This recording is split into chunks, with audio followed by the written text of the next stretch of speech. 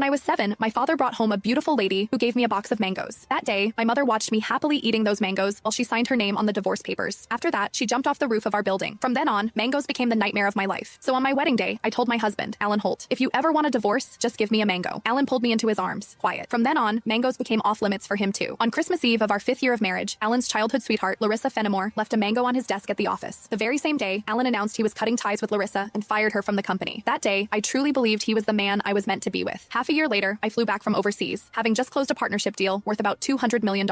At the celebration dinner, Alan handed me a drink. After I had finished half the glass, his so-called childhood sweetheart, the woman who had been kicked out of the company, stood behind me with a big grin and asked, "Does the mango juice taste good?" I stared at Alan in disbelief, and he was trying hard not to laugh. "Don't be mad. Larissa insisted I played a little joke on you. I didn't actually give you a mango. I just gave you a bottle of mango juice. But I think she's right. The fact that you don't eat mangoes is a real problem. You were really enjoying that juice just now." My face went cold. I lifted my hand and threw the rest of the mango juice in his face, then turned around and walked away. Some things are never a joke. I wouldn't kid around with mangoes or divorce. Ms. Mendez, your stomach condition flared up again because of stress and emotional triggers. If there's something you really don't like to eat, you mustn't force it down again. The next time might not just be a stomach ache. We might have to remove part of your stomach. Stay in the hospital for observation for 1 day and contact your family as soon as you can. When I heard the doctor say that, I went completely quiet. For the sake of a new project, I had been overseas for 39 straight days, working day and night, and I finally made it back in one piece. I never expected that at the celebration dinner, one glass of mango juice from Alan would land me right in a hospital bed. Out of habit, I tapped open my pinned chat on WhatsApp, typed 2 words, and then realized something felt off. Looking closely, I confirmed that it was Alan Holt. He had just changed his profile picture. Now, it was a green mango. While I was staring blankly at the chat window, Alan's call came through. He sounded cold. "I'm already home. Where are you?" I said nothing. Any other time, I would soften my voice and act like a spoiled little girl with him. But tonight, I honestly didn't know what to say. Alan sounded annoyed. "Myra, how long are you planning to keep this up?" "I'm at the hospital." Alan went quiet. He had never shown much interest in my health. He would never have guessed that one glass of mango juice from him would send me straight to the emergency room. "Stay put at the hospital. I'm coming over right now." I didn't want to deal with him, but my body was so weak that I didn't feel like moving at all. Time dragged by. The doctor came in to check on me 3 different times, and Alan still didn't show up. Right before I went to sleep, I glanced at my phone one last time and saw Larissa Fenimore's new post on her social feed. "Every time I get hurt, my knight in shining armor shows up. I'm so lucky." The picture under it was a shot of Alan putting a bandage on her. Larissa's profile picture was a yellow mango. It was pretty, but it made me sick. Alan and I had known each other for 10 years, and he had always known exactly where my bottom line was. After so many years in business, he also knew perfectly well how to keep a proper distance from other women. But now, he kept crossing that line again and again. In that case, our marriage and the newest project I had negotiated no longer needed to exist. I had closed a $200 million deal in West Arkin that could have changed the company's future, but at that moment, it didn't matter anymore. When I woke up the next morning, Alan hadn't sent a single message or made a single call. I wasn't even angry. After the follow-up check confirmed I was fine, I went straight home to a 5,300 square foot luxury villa that Alan and I had bought the previous year. 7 years ago, when we graduated, we squeezed into a basement room and shared 1 cup of instant noodles. 5 years ago, when we registered our marriage, we ate at a street food stall and went home with a tiny 4-inch cake. Now, I was alone in a huge empty house, nursing my wounds by myself. I figured I would get used to it eventually. I was reviewing the divorce papers the lawyer sent me when Alan finally came home.